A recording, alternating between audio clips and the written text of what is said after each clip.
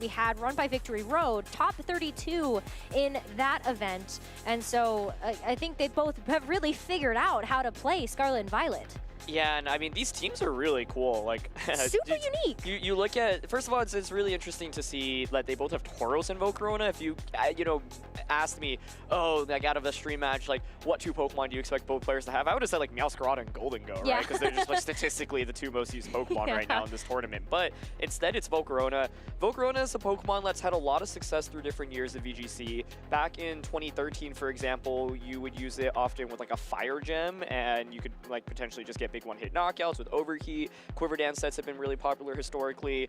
Rage Powder has been common as well. And yeah, Volcarona's had success in multiple different years, 2013, 2015. And it's really come back in this format because I think, one, for a fire typing is just valuable given like Golden Go's prevalence. And so Volcarona in itself is a really nice answer to Golden Go. You can resist those Make It Rains, and you can go for super effective fire type attacks in return. Terra helps a lot as well. I think the problem with Volcarona in previous years was, okay, well, Rock Slide's so common on things like Garchomp and Landorus Theory and Tyranitar. But now with Terra, you get to cover for some of those weaknesses, and it makes it a lot better defensively. And so it's really cool to see Volcarona on both teams here. I think like I've seen a lot of different ways that it's already been run so far.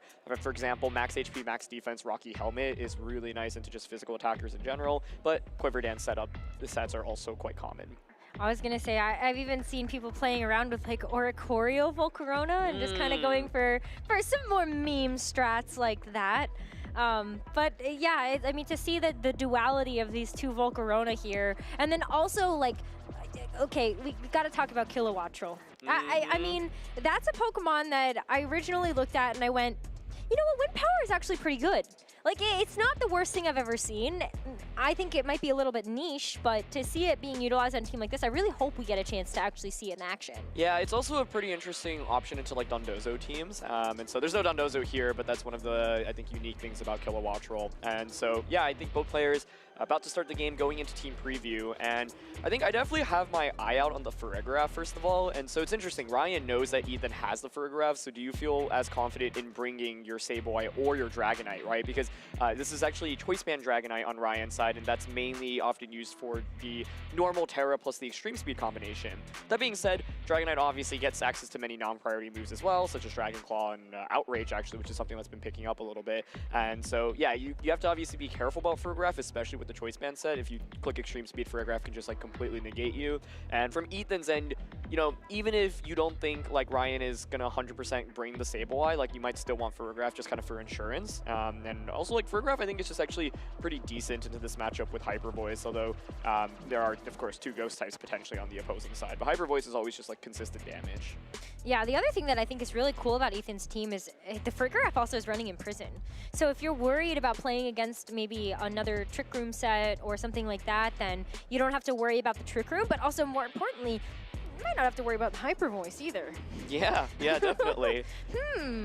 Well, there are quite a few Sylveon running around. There absolutely are. I think Imprison, it's also interesting in an open team shoot format where it's like your opponent knows you have Imprison, but then like maybe they just don't click the move and you're like, oh, free. Like I don't even need to use this move. Instead, I just get a free attack off. But we're finally going to get into this very first game between Ryan and Ethan. Both players at 5-0. The winner will, of course, go on to get to 6 wins. And it's going to be Volcarona and Baxcalibur against the Dragonite and Golden Go. Wow. Okay. So already starting off pretty offensively here for Ethan, and just kind of looking at the Baxcalibur and the Volcarona, you could do so much damage, but is it going to be enough to be able to deal with something that is as fast as a Dragonite?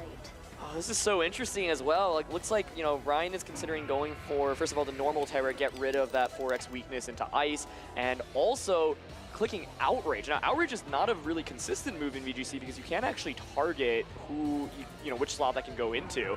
So, but it's actually really strong here, right? Into Volcarona and Baxcalibur, neither of them actually have defensive Terras that allow it to survive Outrage as well. So I'm curious if Ethan has the Sylveon in the back. If not, Dragonite might just be able to get a big one-hit knockout with Choice Band Outrage immediately.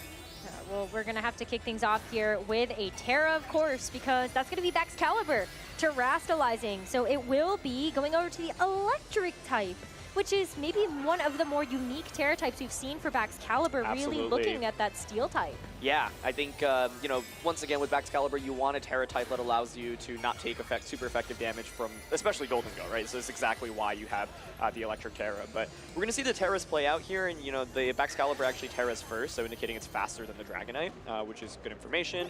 And the Golden Go here just does not want to feign to like a overheat from Volcarona to start. Yep, gonna play it safe here, and that was a great call because that is overheat coming out from Ethan's Volcarona.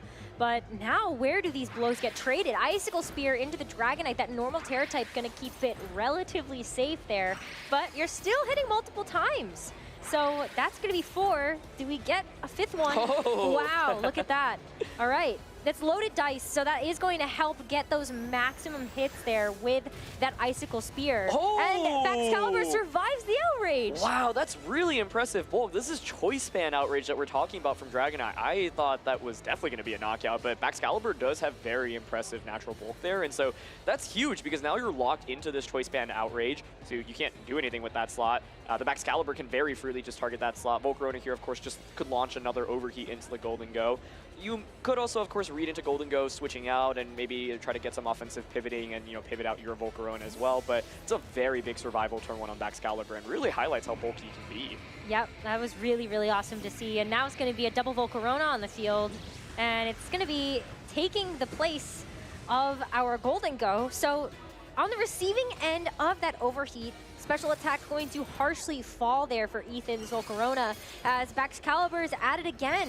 It's fast speed, allowing it to outspeed that Dragonite and just finish it off there with those Icicle Spears. So one thing that's really cool about this Baxcalibur is that it's actually running the loaded dice item, and so that's really nice in guaranteeing at least 4 hits when you use Icicle Spear, which is a really, really big deal. And so both players kind of went for a Terra defensively, right? In the end, for Ethan, it actually has not really shown to be super relevant yet, mainly because the Golden Go didn't attack, but it makes sense. You just want to make sure that you get that Icicle Spear off, and that's the thing once again with Outrage, right? You don't know what slot it's going to actually go into, and the other thing is, yeah, if I were Ryan, I'd honestly expect the Outrage to KO Baxcalibur there, so you get some more information. What's really interesting is now, like, we see it's Volcarona and Amoonguss, right? Both of these Pokemon feel relatively passive right now, although this Volcarona actually does have Heat Wave in its the Quiver Dance set, and so that will allow you to get some, you know, more offensive potential. And so, yeah, I think, like, Volcarona, especially with Quiver Dance, anything with setup always can, you know, kind of bring you back into the game. It is just the fastest Pokemon here, so that's a knockout on a Baxcalibur already. That feels really good to bring Ryan back into this game as well. So big offensive threat now being eliminated from Ethan's side of the field. And just going to see a Struggle Bug come out here too. Really not going to do that much damage, but it does drop that special attack. Yeah, I think that's really critical in slowing down the Volcarona here, as Spore is just going to land into Volcarona.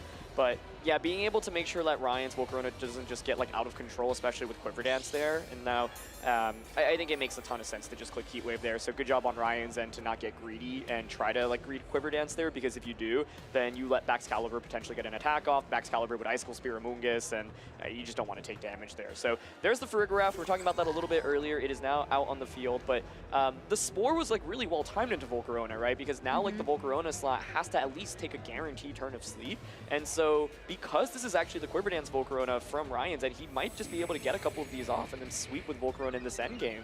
Especially because it's already proven to be such a fast Pokemon on this field too. It has been faster than Ethan's Volcarona, so really kind of just looking at that too as a great option to be able to deal with both of these Pokemon. But it's a Hyper Voice here, dealing a pretty good amount of damage, and now that's going to activate that Throat Spray on that Farigiraf too. So nice special attack boost getting handed there as well. But Amoonguss is not playing around this time. Wants to put both of these Pokemon to sleep. Yeah, and like what's really tricky is being able to, or not being able to break out of, I guess, the sleep cycle right now. It's like, you could also just Spore into the Volcarona slot if you want to cover for it switching out right now. And this Pollen Puff is actually just such a nice move to have. Like, I think it's going to actually be really difficult to deal with Volcarona right now. So there is the Volcarona switch. I think it's always tough to, like, feel fully confident going for a switch like that, because if Amoonguss targets you, of course, the Spore could just go into that slot. But we saw like Spore is not actually going into that slot, so taking the risk there, but it's going to pay off pretty heavily. Yeah, otherwise I think that would have just been a pretty big game over there for Ethan, but it's going to be another Quiver Dance coming in for Ryan's Volcarona. And so that speed, that special attack, both getting boosted up by that Quiver Dance as Fergaref takes a mandatory turn of sleep here. And the Pollen Puff too, like, this Volcarona really is set up for success. Yeah, this is really excellently positioned by Ryan, and we haven't really seen Quiver Dance Volcarona on stream at all, and just in general, like, I think it's probably less common than like the bulky Volcarona sets that are more supportive with like Rage Powder and Overheat, like the one on Ethan's team. But man, Ryan has positioned this Volcarona so incredibly well so far, and I think Pollen Puff in a format lends kind of a little bit to slower play, like this one is also super valuable. So Volcarona now boosted up multiple times, and it's at full health. Yeah, I mean, the leftovers healing is definitely helping out a lot there too, just to keep cycling through that. But the Giga Drain is going to do so much damage to that Tauros, as the close combat is, in return, not very effective. Yeah, and I suspect maybe Tauros just doesn't really have any better offensive options. Rocky Helmet there does so much to the Tauros itself, and Fergaref will wake up and get a Hyper Voice off, and that will get the knockout onto Amoonguss, so at least you now don't have to worry about that redirection support. But the question is, how do you actually KO this Volcarona? It's gotten so many boosts up, it has leftovers to heal back as well, and it has Heat Wave, right? So you can just very easily, I think, Heat Wave the remainder of the team, and there's so much offense coming out from Golden Go as well. So I feel like, yeah, the main thing here is that Ethan just didn't have like that much offense, and he needs to deal with Amoonguss a little bit better. Amoonguss was just able to get Spore way too easily off in this game, so you can get around it either by conserving Baxcalibur a little bit better and using that to beat the Amoonguss. Although what's interesting is kind of like the... Yeah, I think, you know, does Amoonguss in like subsequent games consider a defensive Terra to get around, like, yeah, the super effectiveness of Baxcalibur. And then the Tauros on this team is actually Grass Terra, so that's something that could be an adjustment as well, but there's too much setup here. But Aqua Jet here, oh, okay, does some damage. Okay. It's going to help out a little bit here, but the Heat Wave is going to connect onto both Pokemon, so that will be the last move Tauros is able to use before it gets knocked out. And Golden Go is just going for a nasty plot here. I feel like Ryan is playing very greedy, but it's paying off in such a big way, especially knowing that the Hyper Voice across the way is not going to be able to damage it. Yeah, I think, you know, there's definitely the opportunity to go for Make It Rain there, but you might be thinking, well, you know, I'm just going to get a free boost. I was wondering, like, whether or not he was worried about Trick Room in that position, because if you nasty plot Trick Room goes up, I guess the main thing is the Volcarona on the opposing side is also asleep, and it's not exactly an offensive set. So, yeah, I think, like, I'm not sure Ryan even needed Golden Goal to win this one. I think just Volcarona itself on this side is so powerful, and I was really impressed by the way he positioned it. I think, like, Leftovers Quiver Dance can be so strong there. Heat Wave just knocks out Fergaref, and yeah.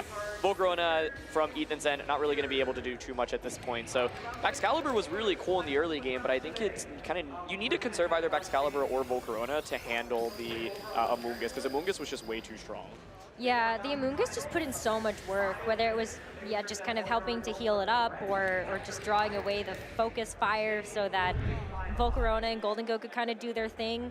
It definitely felt like Ryan's Pokemon started to run away with the game when that Amoonguss got involved. But Ethan wasn't too far off. I mean, that Baxcalibur put in a ton of work. And Loaded Dice was not an item that I thought Baxcalibur would really be making use of either. Yeah, I think it's interesting. When I saw Loaded Dice introduced as an item, I was like, well, this feels like a really niche item. But I think with Baxcalibur, like, it makes a ton of sense. So the Icicle Spear is just already a decent attack. And with Baxcalibur, like, being able to break through, like, Focus Sashes, for example, is really valuable. And with Loaded Dice, you can just run Icicle Spear with so much more confidence, right? Otherwise, like, the thing with Icicle Spear without Loaded Dice is the difference between, like, 2 hits and 5 hits is just night and day. So guaranteeing, like, 4 to 5 hits, I think, is really nice. And so, yeah, I think there aren't that many Pokemon that use Loaded Dice in the format, but Baxcalibur, like, I think is one of the, you know, best users of it. And so I think going into this next game, like, Ethan has to be very worried about the amount of setup that Ryan has. He has both Nasty Plot on the Golden Goal as well as the Quiver Dance, and man, Volcarona plus Amoonguss looked so strong in that matchup. I know you're worried about the Golden Go on the other side, but I wonder if there's a world where you bring Sylveon for the helping hand. Like, does that get you over the edge of some of these calcs to be able to knock out some of Ryan's Pokemon before they're able to get that set up? Yeah, this is really interesting. Actually, I'm taking a look at the team compositions, and Ethan's Sylveon is, well, first of all, Water Terra. That in itself can be valuable in resisting the Fire-type attacks from Volcarona, although it does make you weak to Giga Drain, of course, but it has Choice Specs and Terra Blast, so that actually can be potentially an answer into the Volcarona. The main thing, though, is that this Amoonguss Volcarona combination, like, you'll have to KO Amoonguss first before you can actually handle the Volcarona. True. And so Yeah, like Tauros really did not do very much in that previous game. However, if you actually conserve that Grass Terra, then you can actually ignore the Rage Powders from Amoonguss. And so I think Ethan basically got no value out of the Electric Terra from Excalibur. It kind of felt like a necessary play because otherwise like the Make It Rain was just too powerful. But it's a classic example of like going for a defensive Terra because you feel forced to, getting no value out of it, and then taking away optionality from Terras later on in the game. And so I think one adjustment Ethan can consider is conserving his Terra for the Grass Tauros in the back. I think you can also definitely consider bringing the Sylveon. Kilowattrel is interesting. This set is Electro Ball, Endeavor, Tailwind, and Protect, and so I think that's especially powerful into like Dondozo teams. The Endeavor I think is a really cool combo. I question how valuable it can really fully be in this matchup though. Yeah, I'm a little disappointed. We're probably not going to see it, but maybe we get to see a bit more Sylveon, and for that I am grateful. But we'll have to see how the Excalibur gets played too. I mean, Electric type is just so interesting. I don't know.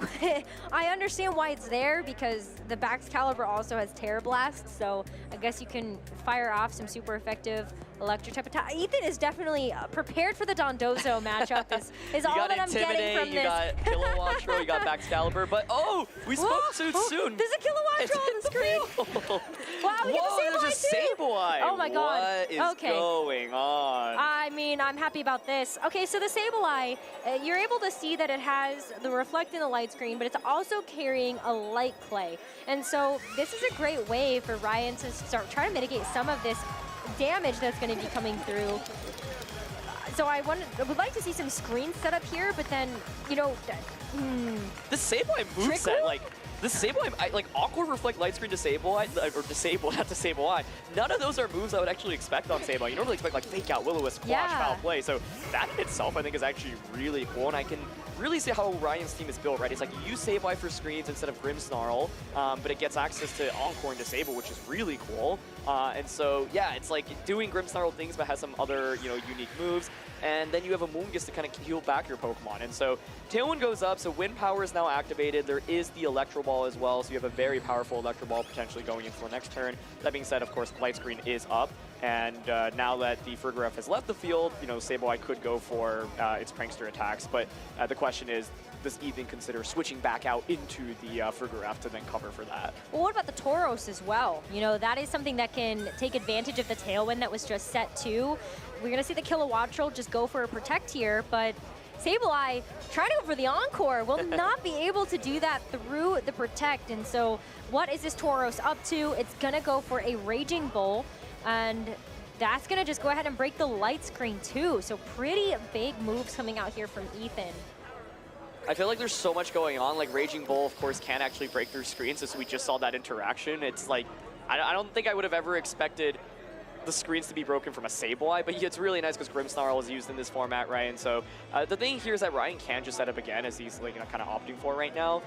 But yeah, I think nice switching by Ethan. Also a great Protect on Kilowattrel, just to ensure like you don't get hit by that Encore immediately while also breaking the screens. And so Tauros already putting in a lot more work in this game relative to the previous one, but it is going to be a switch this time. I wonder if it's into Farigiraf to then cover for the Encore option as it is.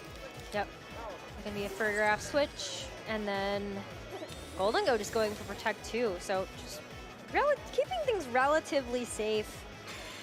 We're going to see some similar setup options here, and really for Ryan, it's about getting into a position where it really feels like he can start to go for some big moves. I mean, just having the Nasty Plot boost is pretty big, but then, you know, do you give it up, or do you go for something else that might be in the back to try to help out your strategy? Maybe just gonna go all out on offense here. Yeah, and I think going all out on the offense makes sense, especially if you're confident in surviving like an Electro Ball. Plus, there is Shadow Ball in the Farigiraf's end, right? So given Tailwind, like you want to get rid of the Ghost typing and try to survive. You set up Light Screen as well, so the idea is, okay, I just need a little bit of HP on Golden Go. I get this huge Make It Rain off, and then Amoonguss is able to pivot in and also put in a lot of work. One of the questions we had after that last game was, what's the answer to Amoonguss? And to be honest, Kilowattrel, Farigiraf, and the Tauros, like none of those are really super reliable answers other than the potential Endeavor. But here's Electro Ball into Golden Go. Okay. They're doing a good amount. It does get Golden Go in the range of being able to consume its berries, so Citrus Berry going to go ahead and heal up quite a bit. But Farigiraf using Shadow Ball into the Golden Go as well. It's still not enough to get the knockout. Yeah. the Citrus Berry really paying dividends there. It's so much damage onto both Pokemon there immediately. And so, I mean, Kilowattrel now can at least go for Endeavor onto the Amoonguss, but the problem is the Hyper Voice does not hit the Golden Ghost. You can just go for Rage Powder and make your Rain as one of the possible options here. I think a lot of different options to consider, but basically Amoonguss felt like one of the main problems in that last game, and it's just come out once again in a position where there's not like threat of too much damage other than a potential Endeavor. But if you go for Endeavor, then the Kilowattrel just faints, and yeah, like if Ferrograph would have to Hyper Voice to finish things off, and then make Rain would just pick up a double knockout, and that would be kind of a disaster. So the question is, how much are you willing to give up right now if you're Ethan? But the answer might be a lot, honestly, because neither Pokemon are switching. Nope, it's going to be a Rage Powder here to kick things off as the Endeavor goes into the Amoonguss. Rocky Helmet doing a little bit of chip as well as the Make It Rain comes through. It's just a double knockout here into the Kilowattrel and the Farigiraf. So this does pave the way for Ethan to be able to bring in his final 2 Pokemon, but at what cost do you really go with that? Because Amoonguss might be really low, but keep in mind that it still has the ability to switch back out, get some healing back with its Regenerator ability, and it's going to be Baxcalibur and Tauros as Ethan's final 2 in the second game. I just think the Sableye and Ryan's team is so cool. I've never seen Sableye utilized this way, and yeah, having access to moves like Encore and Disable, I think is super, super valuable. And so it's been a super interesting match so far, but I think just really great control from Ryan to, once again, just find really good positioning for these powerful attackers. And this is why Golden Go is really one of the best Pokemon that you can really have. And so with the Volcarona in the back, I think you still have to be very careful, right? Because you are going up against the Aqua Tauros with Raging Bull. And so, Volcarona, of course, can take a lot of damage from that, but maybe you consider like a defensive Terra with Volcarona. What's really funny here is about the Terra interactions. Volcarona is Water Terra, and the Baxcalibur is Electric Terra. But as you called out earlier, there's Terra Blast on the Baxcalibur, so Volcarona Terra's defensively, then the Electric kind of covers for it, and that's actually the synergy exactly behind the Tauros and the Baxcalibur. Yep, for sure. I mean, it's really cool to see how those Pokemon are really playing out on this team, but, we haven't seen Terra for Ethan's side yet. It will be that Baxcalibur terrestrializing once again, so we see that electric typing come through for that Pokemon. But what happens next? I mean, do we just keep seeing like Icicle Spears or something? There's the Raging Bull into the Sableye, will remove the light screen from play, but Icicle Spear just to finish off the Amoonguss, I respect it. Yep. Okay, well this time around Amoonguss has been taken care of. The question is it too little too late? Right now, I mean, both Baxcalibur and the Tauros are decently positioned, and Raging Bull is honestly really, really nice as an answer into Sableye, right? So at least you have that upside.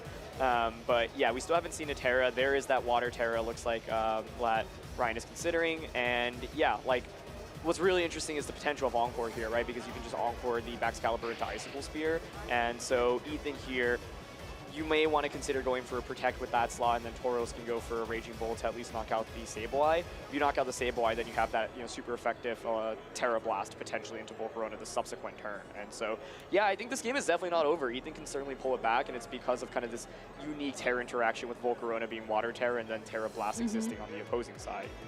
Yeah, so we could definitely see a Protect come through just to keep that Baxcalibur safe. I mean, even just kind of looking across the board, though, too, yeah, Ryan's going to go ahead and go through with this Terra here. Yeah, and I think the idea of the Terra makes sense. If you don't Terra, then you're really worried about Raging Bull from the opposing side with Volcarona just KOing you, or sorry, with Tauros on the opposing side just KOing you. So Water Terra Volcarona has now hit the field. It is just going to be Protect here from Baxcalibur, so yep, not trying to get Encored here, and now it is exactly going to go into that slot. Yep. So protecting to keep Baxcalibur nice and safe as Ethan's going to go for a Raging Bull with the Tauros.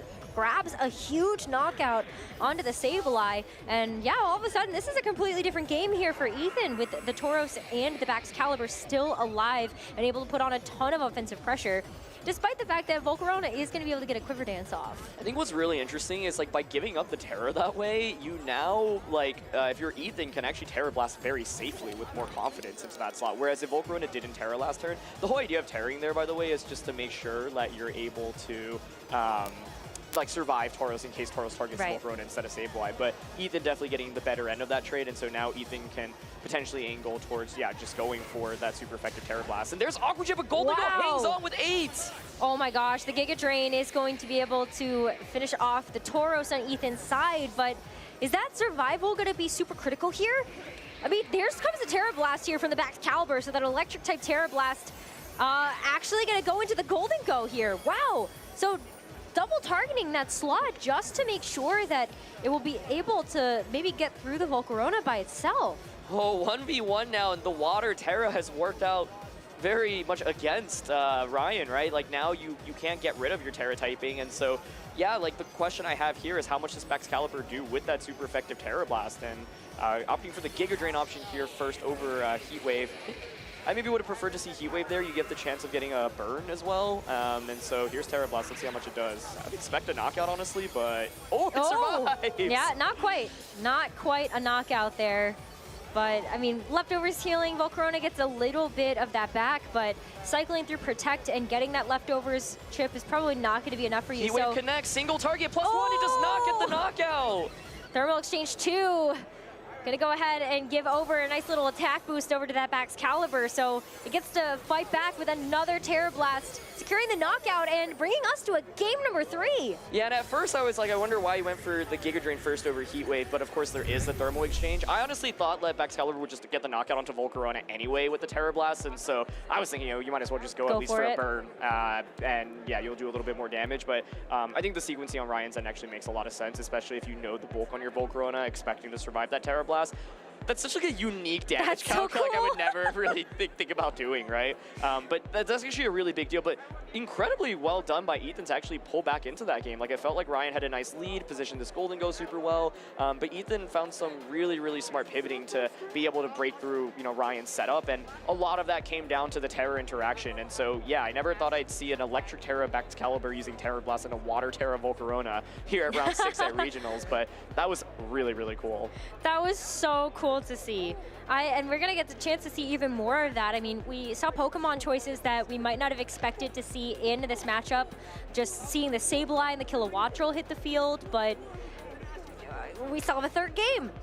We're in game number 3.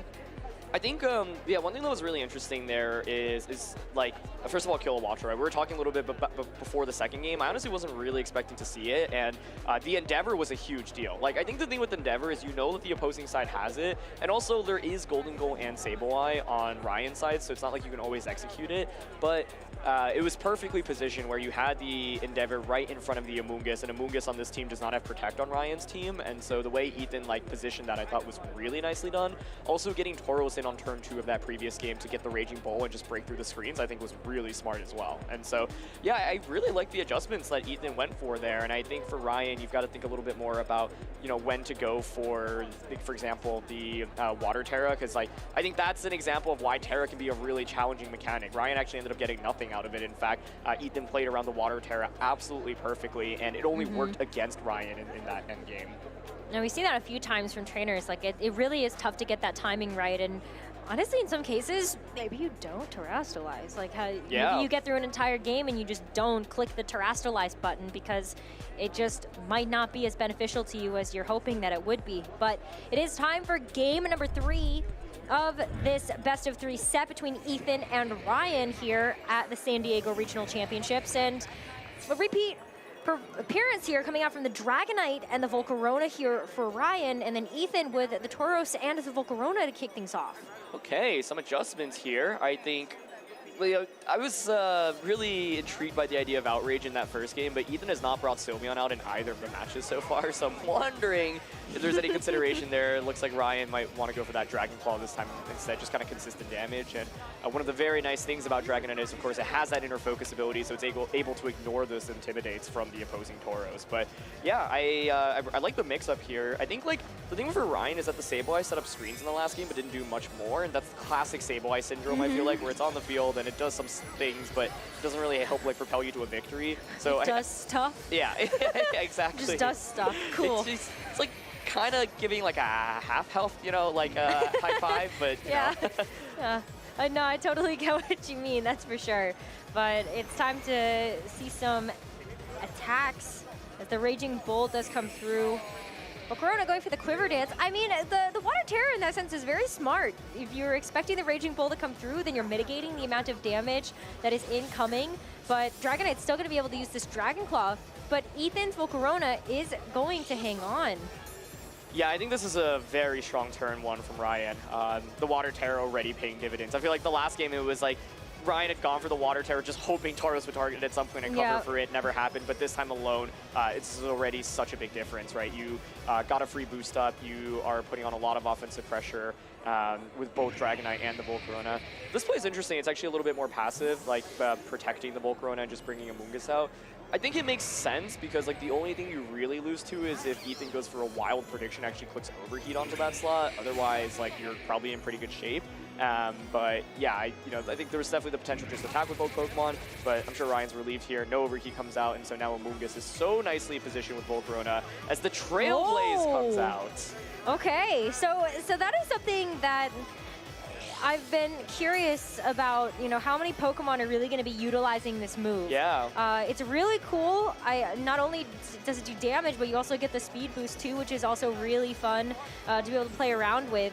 But not paying off this time around as Ryan's Volcarona did go for the Protect, but now you know, like, even though you can see it on the open team sheet, but you're like, okay, Ethan's actually going to use it. Yeah, this game is so interesting because I think like the dilemma from the previous matches was how do you handle Amoonguss, and Ethan found the very clever solution with the Endeavor Kilowattrel in game 2. But right now it feels like Amoonguss and the Volcarona are just so well positioned. This is actually also interesting because we've seen safety goggles and some of the other Water Tauroses throughout this tournament, and I think this interaction shows why. It's like Amoonguss is just really strong, honestly, into the Water Tauros. But here's a Terra coming out, and oh, I think it's going to be the Grass Terra. I think you're exactly right about that one. I mean, at this point, this is a great way for Ethan to get back into the game. That grass typing for Tauros will allow it to ignore the Rage Powders coming through from Amoonguss, and that's exactly what we're going to see. So Tauros doesn't have to worry about that anymore. There's no Protect coming out here too, but it might come back to bite him because that Heat Wave is a double connect and a double knockout for Ryan. I think if someone had to ask me like why Terra can be a really hard mechanic to use, I would show them this set. Between this game and the previous one, it felt like the Terra actually worked against the player that had utilized it, right? Whether it be Grass Terra in this one. The logic was there. It absolutely was, but it's so tough. Honestly though, I think Ethan was already really far behind after turn 1 in this game. I think Ryan just made a really nice adjustment. I love the Dragonite and Volcarona. Like Dragonite applying a ton of offensive pressure, you can't just ignore it, but Volcarona also just free to set up that Quiver Dance. And so yeah, a much more challenging position this time around for Ethan. I don't think the game is technically over quite yet, but it is going to be quite difficult here as, yeah, like, the Terra was already committed. And actually, with the Terra being committed, it's like, how is Baxcalibur actually going to KO the Volcarona? And, like, I'm not quite sure because you're relying on Icicle Spear, and I mean, you could use Terra Blast, but it's not very good here. There's already that special defense boost from the Volcarona as well, so Hyper Voice is not really going to do that much either. So, yeah, this game feels more or less over, but it's going to be a Quiver Dance here. Does open the opportunity for critical hits, but I'm not even sure crits do it here for Ethan, but we'll see. We'll have to find out. I mean, so Quiver Dance is going to help increase the stage of that Volcarona's stats, but here comes the Icicle Spears. That's 3 hits so far. That loaded dice still going to help out to get the hits. Ooh, 5? Is that enough? All right, it is going to be enough. Amoonguss will get knocked out to that 5-hit Icicle Spear. Hold on, is Trick Room coming up here? Oh, hang on. Okay. No, just the Hyper Voice. Okay. Does Trick Room change this matchup at all, though? Because we still have that 4th and final Pokemon. And, the Throat Spray is not a bad item to go ahead and activate, depending on what you think is going to be in the back. Yeah, I think it's tough. Like, Ryan just went with so much more offense in this one, right? Like, bringing triple offense between Volcarona, Golden Go, and the Dragonite. There's just so much pure power here. So, yeah, I don't think a Trick Room really would have changed much here. But, yeah, now there's, I feel like, not really much to do. I like the aggression from Ryan, considering another Quiver Dance and a Nasty Plot. I think the theory behind going for another Quiver Dance is you just want like the Heat Wave to maybe one-shot Baxcalibur. I honestly think at this point you can just go for Heat Wave and make it rain. But I think Heat Wave make it rain at this point with the Quiver Dance boost that Volcarona has received would be enough. Yeah, but maybe the idea is fear of missing. There was a lot of bulk too on the Baxcalibur. So maybe just kind of taking that into account as well. May as well try to ensure that you're going to get the knockout. Yeah, and honestly, this is one of those case. end games where, like, even with crits, I don't think Ethan gets the win. Like, we'll see. I don't know. Like, Volcarona's just so bulky. I'm not really confident a +1 Hyper Voice crit from Baxcalibur getting the knockout. And both of these Pokemon are just so strong, but it's going to be Icicle Spear here. And so, yeah, that will, like, slowly chip away, which I think is nice. And honestly, if you're Ethan, you're probably relieved to see another Quiver Dance rather than a Heat Wave or something. Exactly. Yep. It's going to be a 4-hit this time, but the Make It Rain coming out from the Golden Goat did not have the Nasty Plot boost. Baxcalibur and Graf actually both hang on, but they're still in such a good range right now for Volcarona to be able to get some cleanup. That Shadow Ball too, not enough to knock out this Golden Goat, and it still has that berry to eat too. Yeah, this Citrus Berry is just so nice for it, and now I imagine surely, you know, we'll see Volcarona attacking here. You could just go for even Giga Drain and Make It Rain. I think that might be enough to KO the Furgraf, and so this is one of those games where I think Ryan just had such a big lead. He could have played the end game in any way that he wanted to, and so it's actually opting for the Giga Drain option onto the Baxcalibur. I think that makes sense. I mean, I was wondering for Ethan, was there any possibility to win with like a Trick Room setup? If you get Trick Room up, then Shadow Ball critical hit Golden Go, I think makes things a little bit interesting. But yeah, really nice adjustment by Ryan in this lead, and honestly, it felt like the game was already in a huge deficit for Ethan after turn 1. And Furgraf did survive that Make It Rain, but once again, one of those scenarios where you would need so much to go right, and even if things go right, I'm not sure it's enough to secure the victory. Like, this duo in itself is already just so strong. Ryan still had the Dragonite waiting in the back as well to just come out.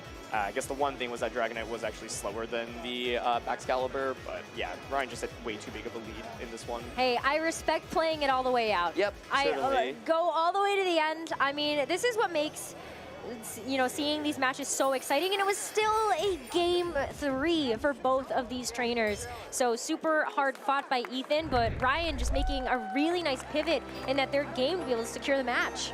Yeah, his team is really interesting. I mean, just the Sableye in itself, and I think the ability to utilize several setup Pokemon. Quiver Dance Volcarona, once again, just I have not really seen too much in this format. He made it look really, really good in some of those matches.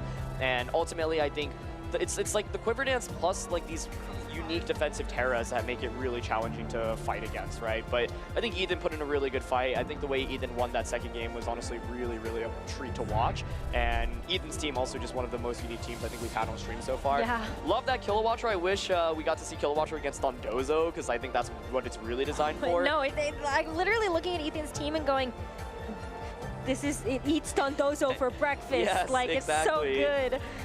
But, you know, I think I'm really eager to see both players continue on. Like, Ryan at 6-0, you know, he's got to be able to taste that top cut now. You've got 4 rounds left, and I think a couple 7-3s can make it. So, but I think you never want to rely on resistance, since you kind of just want to make sure you secure 2 of the next 4 games. But really, really cool.